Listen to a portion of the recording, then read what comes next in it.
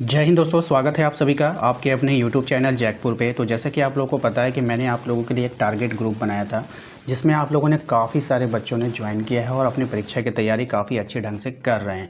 तो उसी target group में आप लोगों को हर विषय का 2020 सीरीज चलाया जा रहा था ऑब्जेक्टिव का, जिसमें हम आज पॉलिटिकल साइंस का जो है आप लोगों का जो आप लोगों को याद करने के लिए मिला था PDF, उससे हम आप लोगों का टेस्ट लेने वाले हैं। क्योंकि सिर्फ याद करने से नहीं होता है, आपको फिर जांचना होगा कि आपको याद हुआ है या फिर नहीं हुआ है। तो आज के इस वीडियो में टोटल 20 सवाल हम आपसे पूछेंगे। 20 में से आप कितना सही कर पा रहे हो हमें कमेंट बॉक्स में कमेंट करके ज़रूर बताइएगा। इसके अलावा जो विद्यार्थी नए हैं और वो टारगेट ग्रुप को ज्वाइन करना चाहते हैं तो मेरे दिए गए नंबर पर संपर्क करके हमें रिक्वेस्ट कर सकते हैं टारगेट ग्रुप ज्वाइन करने के लिए। तो चलिए स्टार्ट करते हैं। हम देखते हैं हम आज का पहला सवाल क्या है, और सभी लोग वीडियो को लाइक कर दीजिएगा। चैनल पे पहली बार विजिट करें प्लीज़ सब्सक्राइब जरूर कीजिएगा परीक्षा की तैयारी करने के लिए। सबसे पहला सवाल आपके स्क्रीन पर कि भारतीय संविधान सभा का गठन कब हुआ था। ऑप्शंस आपके पास हैं 1946 में, 1947, 1948, 1950। राइट आंसर हो जाएगा इसका ऑप्शन नंबर ए 1946। ठीक है, क्वेश्चन नंबर आते हैं 2 पे। क्वेश्चन नंबर 2 में कहा गया है भारतीय संविधान कब लागू हुआ है। 15 अगस्त 1947 को, 26 जनवरी 1950, 26 नवंबर 1949 या फिर 2 अक्टूबर 1950। सही जवाब हो जाएगा इसका 26 जनवरी 1950 को, ऑप्शन नंबर बी। ठीक है, क्वेश्चन नंबर आते हैं 3 पे। कहा गया है इसमें कि भारत के संविधान को किसने संविधान निर्माण की पाठशाला कहा था। बताइए। ऑप्शन है आपके पास जवाहरलाल नेहरू ने, डॉक्टर भीमराव अंबेडकर ने, राजेंद्र प्रसाद ने, महात्मा गांधी ने। सही जवाब हो जाएगा doctor Bhimrao Ambedkar, option number B. ठीक है, क्वेश्चन नंबर आते हैं 4 पे। क्वेश्चन नंबर 4 में देखिए कहा गया है भारतीय संविधान की प्रस्तावना में भारत को किस प्रकार का राष्ट्र घोषित किया गया है। ऑप्शन है आपके पास संप्रभु लोकतांत्रिक गणराज्य, संप्रभु समाजवादी पंथ निरपेक्ष लोकतांत्रिक गणराज्य, संघीय लोकतांत्रिक गणराज्य, धर्मनिरपेक्ष राजशाही। सही जवाब हो जाएगा इसका ऑप्शन नंबर बी संप्रभु समाजवादी पंथ निरपेक्ष और लोकतांत्रिक गणराज्य। ठीक है, क्वेश्चन नंबर आते हैं हम लोग 5 पे। क्वेश्चन नंबर 5 में कहा गया है संविधान सभा के अस्थायी अध्यक्ष कौन थे। अब ये जो संविधान सभा है इसका अस्थायी अध्यक्ष आपको बताना है। ऑप्शन है आपके पास Jawaharlal Nehru, Rajendra Prasad, doctor Ambedkar, Sardar Patel. Right answer हो जाएगा इसका doctor Rajendra Prasad, option number B. Question number आते हैं हम लोग 6 पे। क्वेश्चन नंबर 6 में कहा गया है कि भारतीय संविधान की मूल प्रति किस भाषा में लिखी गई थी। तो भारतीय संविधान की जो मूल प्रति थी वो कौन सी भाषा में लिखी गई थी। अंग्रेजी और संस्कृत, हिंदी और अंग्रेजी, केवल संस्कृत या फिर केवल हिंदी। राइट आंसर हो जाएगा हिंदी और अंग्रेजी, option number B. Question number आते हैं 7 में। इसमें कहा गया है कि भारत में आपातकाल पहली बार कब लगाया गया था। ऑप्शन है आपके पास 1947, 1962, 1975, 1990।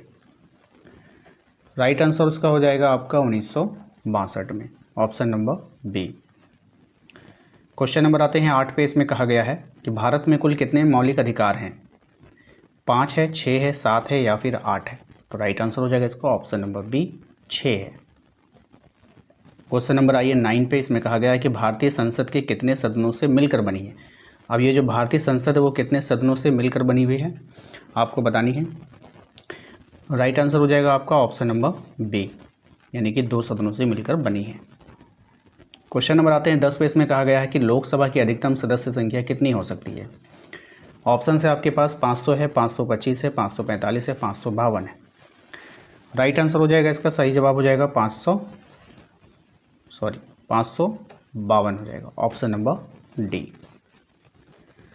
क्वेश्चन नंबर आते हैं हम लोग 11 पे। इसमें कहा गया है राज्यसभा के सदस्यों का कार्यकाल कितने वर्षों का होता है। ऑप्शन है आपके पास 4 साल, 5 साल, 6 साल, 7 साल। राइट आंसर हो जाएगा इसका ऑप्शन नंबर सी 6 वर्ष का होता है। क्वेश्चन नंबर आते हैं हम लोग 12 पे। इसमें कहा गया है भारत के राष्ट्रपति को कौन चुनता है। ऑप्शन है आपके पास लोकसभा, संसद के दोनों सदन, निर्वाचक मंडल या फिर जनता प्रत्यक्ष रूप से। राइट आंसर हो जाएगा इसका निर्वाचक मंडल, option number C. Question number आते हैं 13 पे। इसमें कहा गया है संविधान की कौन सी धारा समानता का अधिकार देती है? ऑप्शन से अनुच्छेद 14 से 18, अनुच्छेद 19 से 22, अनुच्छेद 23 से 24, 32। राइट आंसर हो जाएगा आपका, बताइए। 14 से 18, ऑप्शन नंबर ए हो जाएगा। ठीक है। क्वेश्चन नंबर आते हैं हम लोग 14 पे। इसमें कहा गया भारत में चुनाव आयोग गठन किस अनुच्छेद के अंतर्गत किया गया है? ऑप्शन से आपके पास अनुच्छेद 315, अनुच्छेद 324, अनुच्छेद 280, अनुच्छेद 352। सही जवाब हो जाएगा अनुच्छेद 324, option number B. Question number आते हैं 15 में। इसमें कहा गया है कि संविधान के प्रस्तावना को किस संशोधन के द्वारा न्यायालय में लागू किया गया?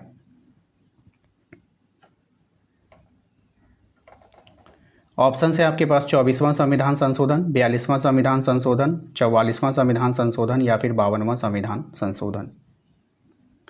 इसका सही जवाब हो जाएगा आपका ऑप्शन नंबर बी, 42वां संविधान संशोधन। क्वेश्चन नंबर आते हैं 16 पे। इसमें कहा गया है भारत के सर्वोच्च न्यायालय के प्रथम मुख्य न्यायाधीश कौन थे?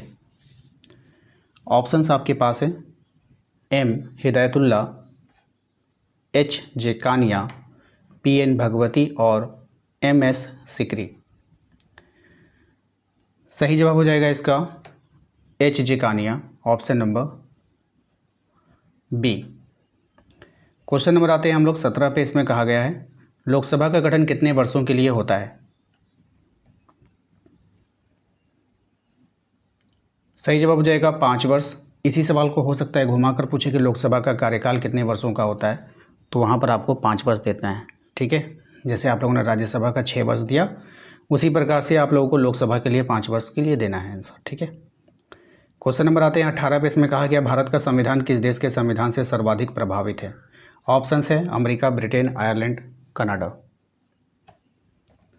सही जवाब हो जाएगा इसका ऑप्शन नंबर बी, ब्रिटेन। ठीक है, कहाँ से प्रभावित है? तो ब्रिटेन से प्रभावित है। क्वेश्चन नंबर आते हैं हम लोग 19 में। इसमें कहा गया है भारत के प्रधानमंत्री की नियुक्ति कौन करता है? ऑप्शंस है राष्ट्रपति है, संसद है, सर्वोच्च न्यायालय है, लोकसभा अध्यक्ष है। सही जवाब हो जाएगा इसका राष्ट्रपति, ऑप्शन नंबर ए। ठीक है। लास्ट और आखिरी सवाल होगा हमारा क्वेश्चन नंबर 20। इसमें कहा गया है कि भारत में न्यायिक पुनरावलोकन की शक्ति किससे ली गई है? ऑप्शन है आपके पास ब्रिटेन से, अमेरिका से, रूस से या फिर जापान से। तो देखिए ये जो शक्ति ली गई है ये ली गई है अमेरिका से, ऑप्शन नंबर बी। तो दोस्तों हमने आपसे 20 सवाल पूछा था और 20 में से आपने कितना सही किया है हमें कमेंट बॉक्स में कमेंट कर जरूर बताइएगा। वीडियो पसंद आए तो प्लीज़ वीडियो को लाइक करना है, चैनल पर पहली बार आएँ सब्सक्राइब कर लीजिए, बेल आइकन को प्रेस कर लीजिए ताकि आने वाली हर एक वीडियो का नोटिफिकेशन आपके मोबाइल पर जाए। इसके अलावा यदि आप हमारे टारगेट ग्रुप को ज्वाइन करना चाहते हैं या फिर अदर ग्रुप को ज्वाइन करना चाहते हैं जो नॉर्मल ग्रुप होते हैं उनको भी आप ज्वाइन कर सकते हो, तो इसके लिए आप हमारे दिए गए व्हाट्सअप नंबर पे आपको सिर्फ मैसेज करना है। मिलते हैं नेक्स्ट अगले वीडियो में। Thank you. क्वेश्चन नंबर 18 में कहा गया है कि विश्व में सबसे अधिक जनसंख्या वाला देश कौन सा है 2023 तक? इस बात का ध्यान रखिएगा, 2023 तक जो विश्व की जनसंख्या सबसे ज़्यादा किसका है? चीन है, भारत है, अमेरिका है, इंडोनेशिया है। इसका राइट आंसर हो जाएगा आपका भारत। देखिए पहले जो 1 नंबर पे था वो चाइना था, सबसे अधिक विश्व में जनसंख्या किस देश की थी? चाइना की थी। लेकिन 2023 का जो रिपोर्ट आया है उसमें जो है चीन को पछाड़ दिया है और भारत 1 नंबर पर आ गया, यानी कि भारत की जनसंख्या जो है विश्व में सबसे ज़्यादा गिनी जा रही है 2023 तक में। ठीक है, यहाँ पे भारत आंसर दिया है वो तो नहीं होगा, चाइना होगा। ठीक है। भारत का सबसे अधिक जनसंख्या घनत्व राज्य कौन सा है?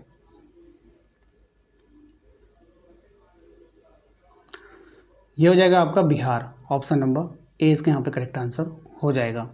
क्वेश्चन नंबर आते हैं हम लोग 20 पे। क्वेश्चन नंबर 20 में कहा गया भारत में सबसे अधिक सौर ऊर्जा किस राज्य में मिलती है? तो भारत में सबसे अधिक जो सौर ऊर्जा मिलती है वो कौन से राज्य में मिलेगी? तो वो मिलती है आपका राजस्थान में। कहाँ मिलती है? राजस्थान में, ऑप्शन नंबर ए। तो दोस्तों आशा करते हैं कि आज का ये वीडियो आपको पसंद आया होगा। वीडियो अच्छा लगा तो प्लीज़ वीडियो को लाइक करना है, चैनल पे पहली बार आए सब्सक्राइब कर लीजिएगा, बेल आइकन को प्रेस कर लीजिएगा। और साथ ही साथ मैं आप लोगों को यही कहूँगा कि अगर आप लोग बेहतर तैयारी करना चाहते हैं परीक्षा की तो आप लोग टारगेट ग्रुप को जरूर ज्वाइन कीजिएगा। ठीक है, दिए गए नंबर पर आप मैसेज करके टारगेट ग्रुप को ज्वाइन कर सकते हैं। मिलते हैं नेक्स्ट अगले वीडियो में। Thank you.